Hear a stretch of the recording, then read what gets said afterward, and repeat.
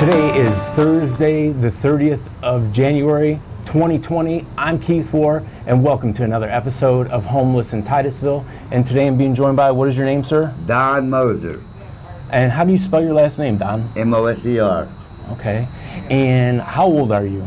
I am 64. 64, okay. When are you going to be 65? March.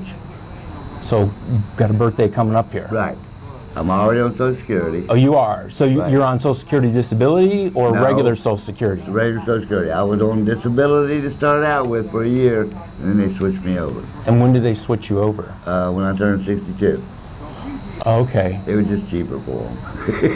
Okay. Do you get any other government benefits? No, do you I get do food not. stamps, welfare? Yeah, I get $15 a month food stamps. 15? I hope you don't spend it all in the same place. Well, I buy Circle K soda so I have a cold drink. Oh, man. And every year I get a pay raise. A nickel? No. A dime? Well, this year I got $16 this year. $16 a month. On my pay raise. And they took $1 away on my food stamps. Oh, okay. Okay, all right. I see how that logic works, I guess. So, are you from Titusville? Did you grow up here? No, but I've been in and out of this town for 20, 25 years. I watched about all the shuttles go up from way back when. What brought you here to Titusville? Like, why Titusville of all places? Because it's an easier place to be homeless. Well, how many years have you been homeless? Off and on? Mm-hmm. About 40. You've been... Off and on. And what is the cause of your homelessness? Do you have an addiction? Do you know? Once upon a time, yeah. Once upon a time, I did major alcohol, major drugs. Oh, what kind of drugs were you into? Oh, name them. Crack, meth. I never the pills. Okay. But I've gotten into most of it. Different reasons. I used to drink 3 or 4 fifths a day or more.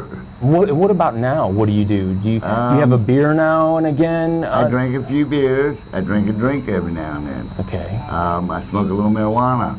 Of course, Okay. in this state, it's supposed to be legal, and they're not Right. letting it be. Medical. Right. Right. You're right. You're right. And they've been dragging their feet on everything, and it's very expensive.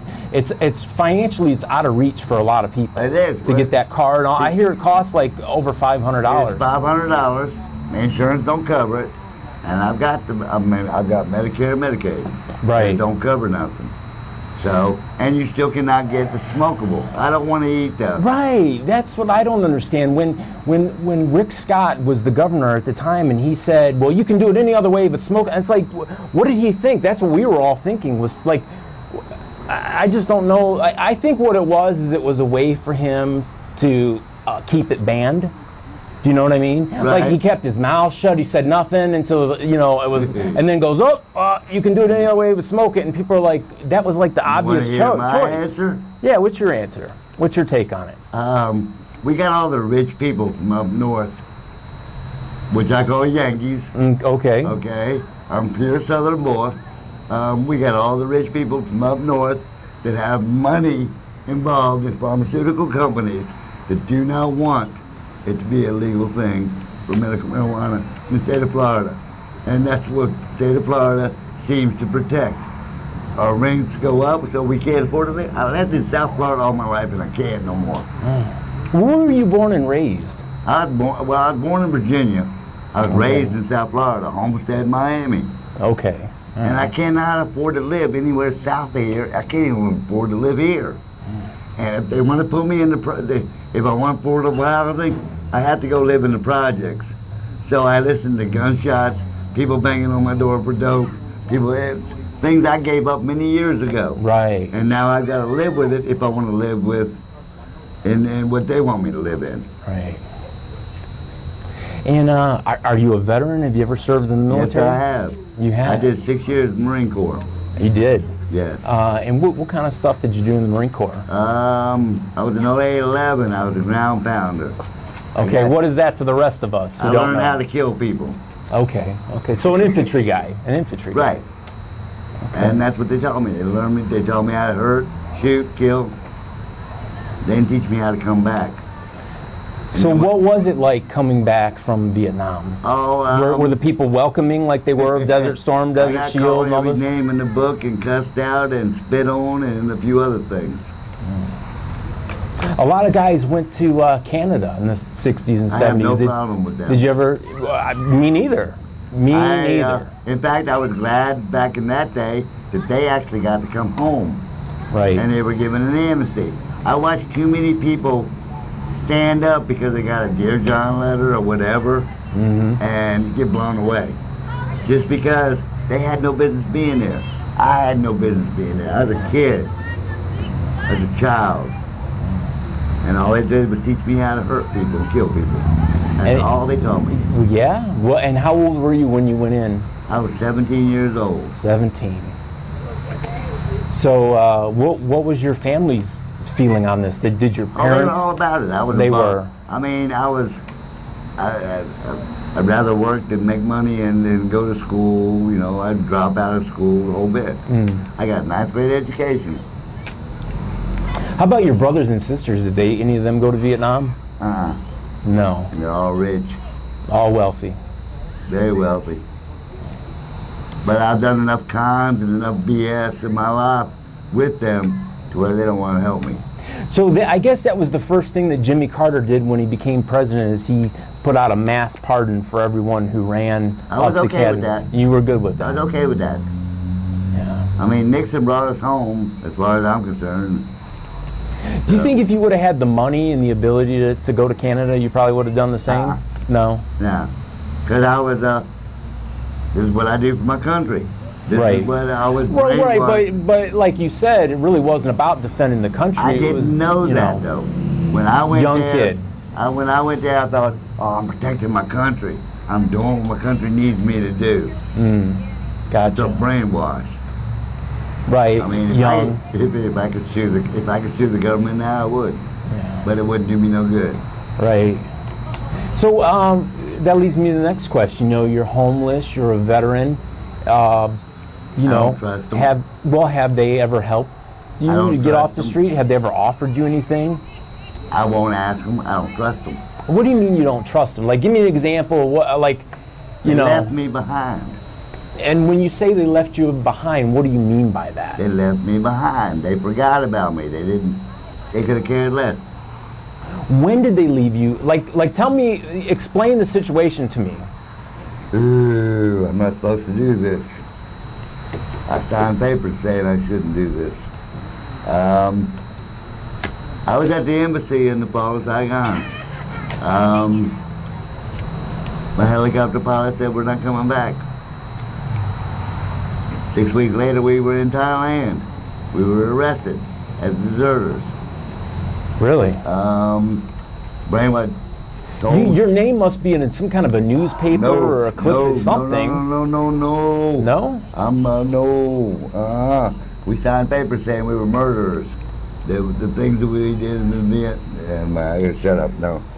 Okay. I can't go there, man. Okay. Well, how did you finally make it back to the States then? When we got in Thailand, after we signed our papers saying that we would not, well, we're going to go there anyway. We signed papers saying that we were murderers, that we did things that we shouldn't have did, but we were told to do, but that's not how the phrase was, that we would never tell the story. Okay. And we were shipped back to the United States. And was it just a couple of you that were left behind? One or two, 10, 100? Other than the MIAs and others, there was 13 of us on top of that embassy. And that is not in the books, it's not on paper, it's not anywhere else, but there were 13 of us. So what did you do when you got back to the States? Did you get out? Did you get a job? Did you re-enlist? They put me in Beaufort, South Carolina, guarding planes that were dilapidated, and let me be a drunk and a drug addict still. So did you start your drinking and drugging in Vietnam? No. Well, I smoked with marijuana and stuff before I ever went. Okay. But I got into heavy drugs. In Vietnam? Yeah, of course. Because a lot of guys did. They gave it to me. Yeah, and I've heard that too. I got it from sick bay. All the morphine, all the heroin, anything I wanted. Right, the uppers to make you stay up for watch at night, then the downers so that you could sleep. Well, to go out in the jungle and not care what I did. Right. Which, you know, that's not uncommon. I mean, they're still doing that. They were still giving different medications to guys in Desert Storm, Desert Shield, you know, after 9/11. I don't understand a lot of it, of them, because I don't pay attention to a lot of it. When the first, whatever war it was, Iraqi war or whatever, when the first time they went over there. Desert Storm, Desert Shield. Yeah, okay, when they came home and they got the parades and everything, you know, for some reason they added the Vietnam veterans. All of a sudden, you know, it's long overdue. That's a crock of bull to me. So after that, like, how did you start to rebuild your life? Did you get married? Did you have children? I got married, I got kids, and I walked away from all of it because I couldn't deal with it. I could not handle any type of responsibilities or anything else. Why was that? Why was that? Because of the mental attitude. Hell, you teach me how to kill people, and then that's all I know. I used to sit out in front of my house with shotguns to shoot people. So you had what we know now to be post-traumatic stress disorder? I guess that's I don't know. I mean, I'm sitting out there with a dog, my wife, everything else. She got my kids hidden in the closet because she's scared I'm going to shoot them. And how many years were you married? I can't answer that. I don't know. You don't know. You don't know. A long time before she actually divorced me. I mean, I came and gone and came and gone. I mean, my daughter just actually got a hold of me, and I haven't seen her since she was 6 years old. She's 41, 5 kids of her own. Wow. Just got a hold of me because I've never done social media. And I finally, somebody talked me into going on Facebook, and she found me. So, I mean, I'm talking to a daughter that I don't know, and she's telling me she wants to know me. I mean, I don't know how to deal with it. I really don't. I don't know how to deal with this half the time. Right.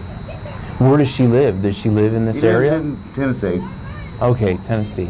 Does she know you're homeless? She know you're on the street? No, I don't. Not many people do. No. Well, how could they not know? Did you just quit having contact with them? No. Or? Well, I mean, this one, all these years, yeah, I walked away because I thought you'd have a better life without me being around. And how many children do you have? I think there's 3 of them. You think there's 3? Yeah, there's 3 daughters that I know of. I mean, I know one of them. And why would you think there are some more unknowns? What leads you to that conclusion? I don't know, because I was a whore dog. Oh, okay, I got you. So I mean, I don't know. Okay. I mean, but I know there's 3. Do you have any children in Vietnam? Were you with any Vietnamese ladies when you were there? Yeah, I had quite a few. So you could have a child there potentially. There could be. Yeah. I don't think so, but I mean, I don't know. Right. There could be. Right. When's the last time you had some contact with this daughter? Like a year ago, a month ago? No, I talk to her almost every day on Facebook. You do? Yeah. Like little written messages? Yeah, a little bit. It's one I know now. I'm getting to know her on Facebook. Well, she's got to see pictures. I mean, I would imagine she wants you to post a picture or something. She knows I travel around by bicycle, and I just travel around a lot. But she doesn't know too much about what I do. So you just tell her you're a traveler. You don't tell her that you're homeless. Right. You don't talk in those terms. Right. But you're homeless. Not by choice. Right. Are you homeless by choice? Are you living this way by choice? Pretty much now, yes. So do you think that's because this became normal to you? That, and I actually enjoy it. But see, I think you became deinstitutionalized. You know how some guys are in prison for 20 years and they become institutional? Right. You're the opposite. This has become normal to you. And some of it is. Now, if they were to let me go down here and get in a section of woods and let me set me a little tent up, I keep it clean. I do everything else because I'm not a nasty person. I can live comfortable, very comfortable, because I can have everything I want: stove, TV, I mean everything. Right, right. I don't need all this. I don't need all this fancy stuff. Well, right now, do you live in the woods now? Do you have a camp? Do you have a tent? I want you to talk in generalities. I do not want you to give any locations. I do not want you to give a location. I'm sleeping right here, right underneath this bench right now, because Only the woods got no trespassing on them, where I used to camp years back. And I don't do the no trespass thing. I try to obey the law It's as much actually as I can. illegal to be here at night. No, it says no overnight camping. I'm not camping, I'm sleeping. Now, I mean, get there. Right, you're right. It depends on what your definition of is. I'm not doing anything wrong. I mean, and well, I drink a beer. That's illegal here. I smoke here. That's illegal here too. I'm not hurting nobody. I don't steal and don't lie. Those are two things I don't do. Period. So you mind your business. You're just kind of. You don't mess with them. You don't want to be messed with. I get my Social Security check Monday.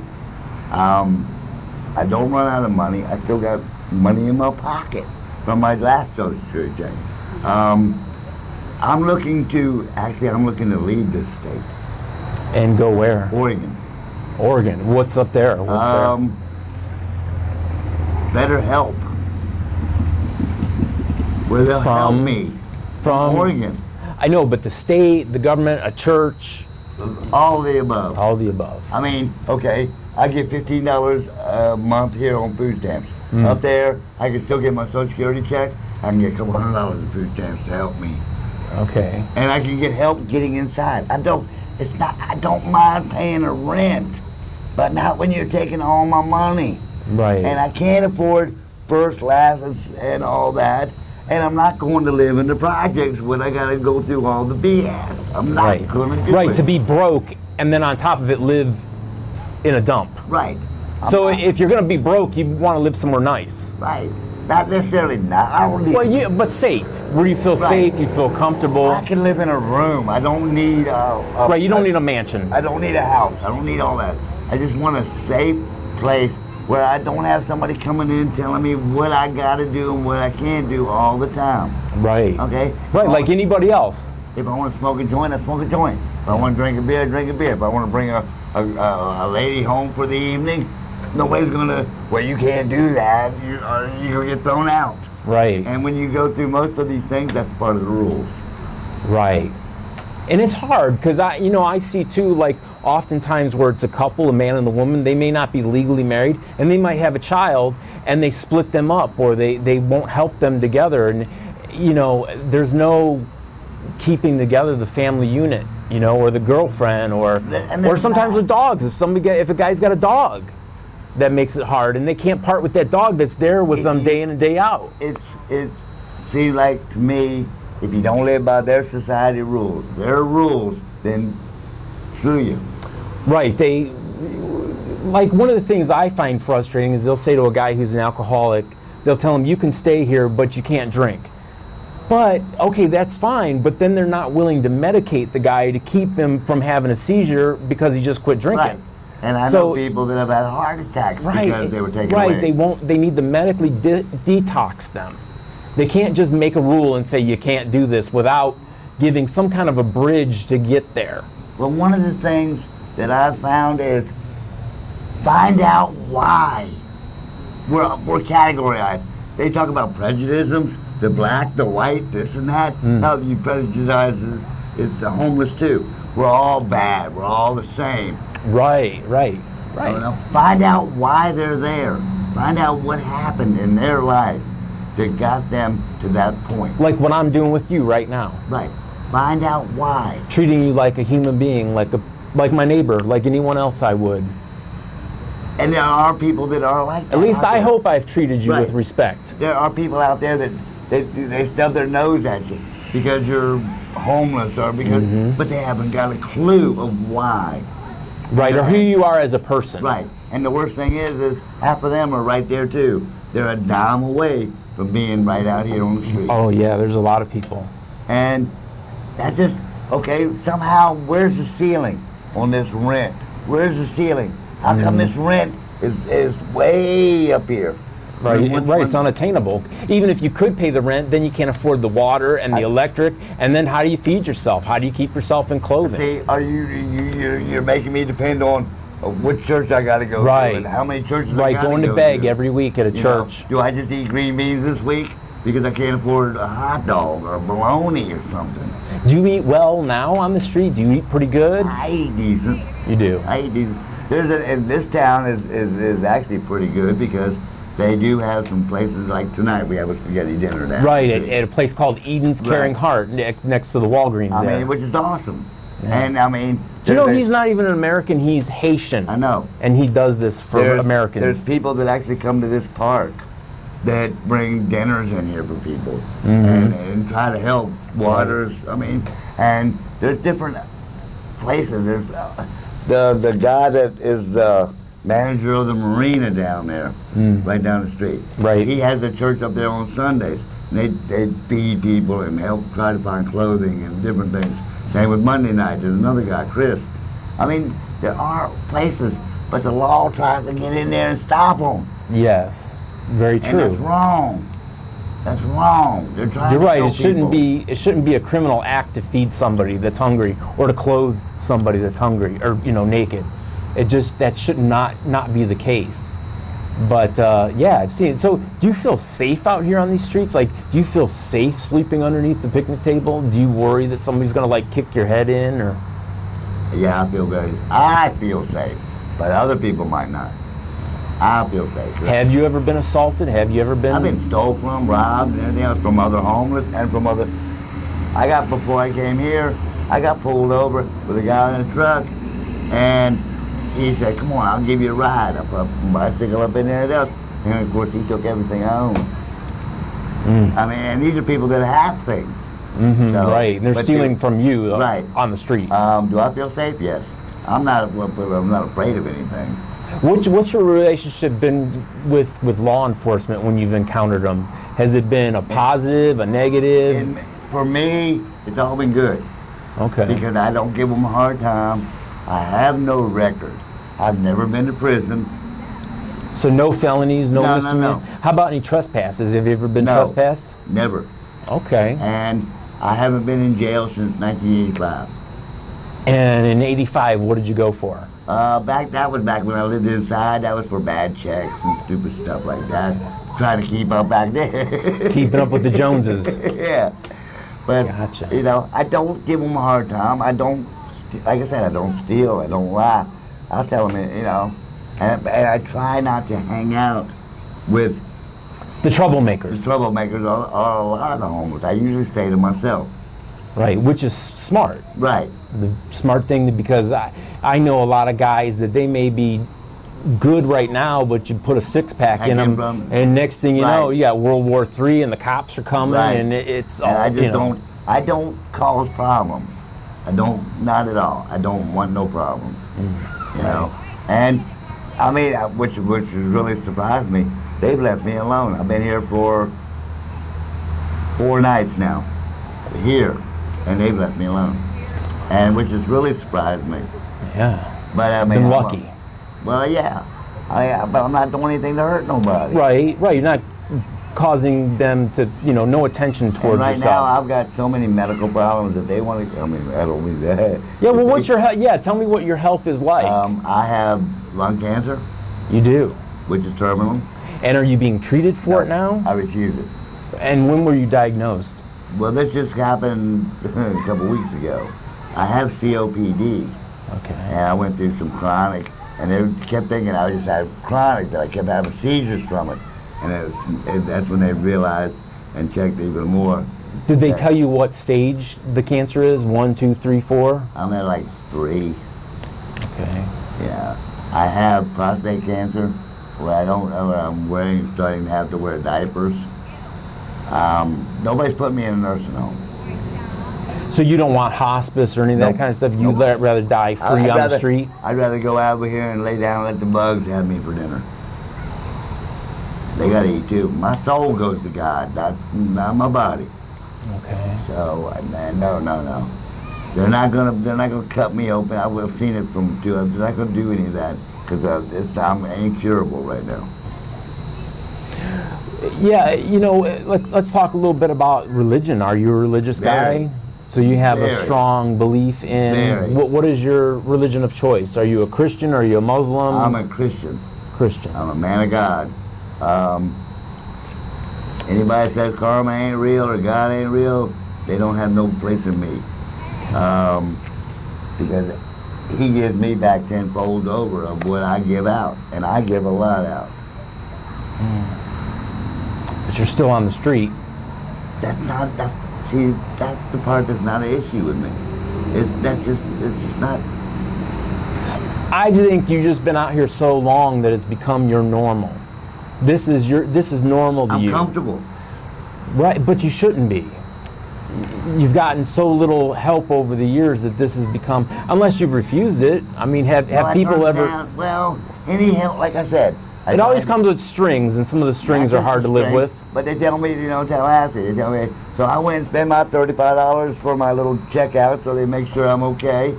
And then they say, well, we only got 2 places, you ain't one of them. You keep telling me these promises, and it's just like... So places that are affordable is what you're saying. They give you lists of what's affordable and nothing's really close or around. It's not where I'm going to live. Right. You don't want to live... I'm not going to live where I got gunfire all night long, people banging on my door, people trying to rob me, and everything else. I can live out here on the street and get that. Right, absolutely. And I totally get that. And then you won't have to, knock on the doors of churches every day for your dinner. And I went years without knocking on doors. And then I started seeing other people that are making big bucks doing the same. I said, you know what? I can go get me something to eat too instead of spending the couple dollars I got. What kind of food do you eat? Do you eat canned stuff? Do you eat a lot of McDonald's? A lot of it. I eat a lot of, now I eat a lot of fruit because meat and cheese hurt me because of my prostate cancer. Okay. So I'm a little more careful about what I eat now, and I'm trying to somewhat watch my health. And I notice you're very thin, so does smoking the marijuana help you get your appetite back? Not really. Well, it makes me eat junk food. Okay, junk food. But it helps me relax and not worry about what's coming at me. A few nights here, we get it, it's rare kind of that we have cold nights here in Florida, but it does dip below 45 and they have the cold weather shelter over there by the airport. Have you ever? One time. One time. As far as the disabled veterans place. One time. And why won't you use it anymore? Well, it's not that I won't use it. That's the only time. It was only open to one time since I've been here. Okay. For that. Gotcha. I think there should be more places, not just for cold nights, for rainy nights. People that look. I'm looking for some help. Okay. I've been not necessarily in this town, but I've been to some other towns where I've tried to get into their programs. Right. To have a place in. But because I have cancer and COPD, I'm not qualified to be in their programs, so I can't just stay there. But I can come in and spend the night. And if I don't drink a beer or anything else, then I can get in because I got a blow. Right. Yeah, they make you use one of those breathalyzers when you walk in. Because I drink a beer too, I'd seen that. To me, that's a bad reason not to feed me or give me a place for the night. Yeah. But it happens, and it is the way it is, and I respect that. How about rehab? Do you feel you need rehab? No. Have you ever been to rehab? Do you want rehab? Never been to rehab, and I don't need it. I don't. Don't need it. Don't want it. Don't want it. I can tell you. This is a commercial, but whatever. I'll tell you exactly. The only reason I ever did hard drugs in my life is because that's where the girls were, and I had all these pretty young girls in my bed and in my house because I did drugs with them. And I got the drugs. That's the biggest reason why I've ever done the drugs. Sad but true. Yeah, sad but true. So tell me, what is your, what do you think is is going to solve this problem? Is going to be able to, get you and others off the street? What do you think needs to change? What do you think people are doing right, and what do you think they're doing wrong? I don't know if I should answer that one. Best you can to kind of, sum it up. Get rid of these damn rich-ass people that think they want to run the country. You got a bunch of rich-ass Yankees coming down south that took over my state, my place of living. And they want me gone. Some people like me gone. Right. But yet, they want us to clean their house, do their cars, wash their dishes, everything else. True, very true. Right, they want you to do their grunt work, and they want to pay you slave wages, but then you can't afford to live next to them. Right, they want them gone. They want you gone. Don't want to look at you. Don't want to acknowledge that you exist. So I find oftentimes the people that have the least amount are the most generous with that little that they have. It is. It's like I have several viewers, and some of my kindest viewers, like this wireless microphone system I've got, came from a lady in Canada. She's a single mom, and she's not wealthy. She's just barely making ends meet, and she raised the money because she thinks what I'm doing, telling the stories, interviewing people like you, is important. And she's not even an American. She's a Canadian doing this for us. In most cases, it's the poor people helping poor Right, people. Absolutely. I've had other homeless people, man, you see me passing through towns when I'm traveling and everything, here, man, hand me $2 or $3 so I can get me something to eat.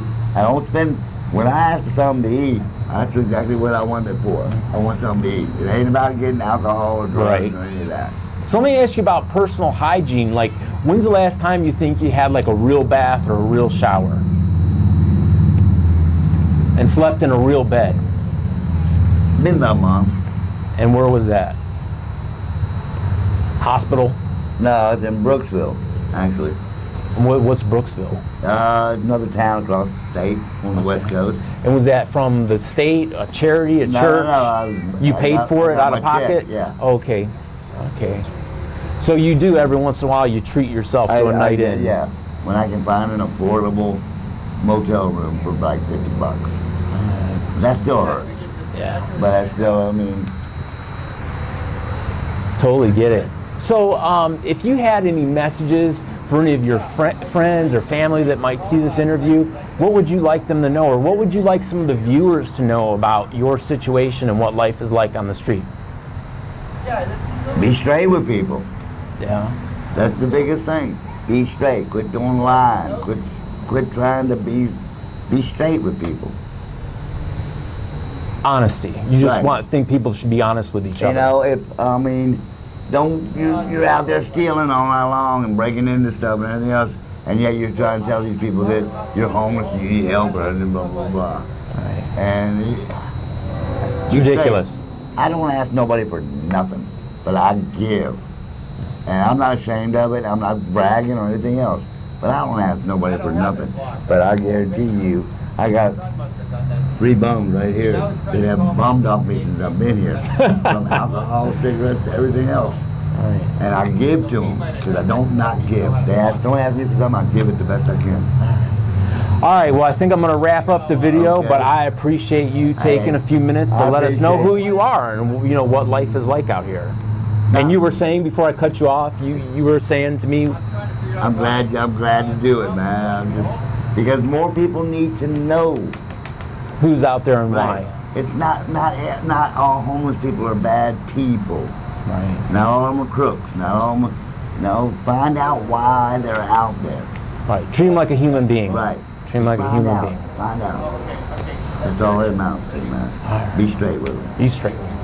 All right, so as usual, you guys can leave me a comment on YouTube. I do look at all those. I have to approve all of them, so if you're wondering where your comment is, that's where it's at. I do have an email. It's homelessintitusville@gmail.com. I check it very, very rarely. If you really want to get a hold of me, Facebook is the place to go at KEITHWOHR.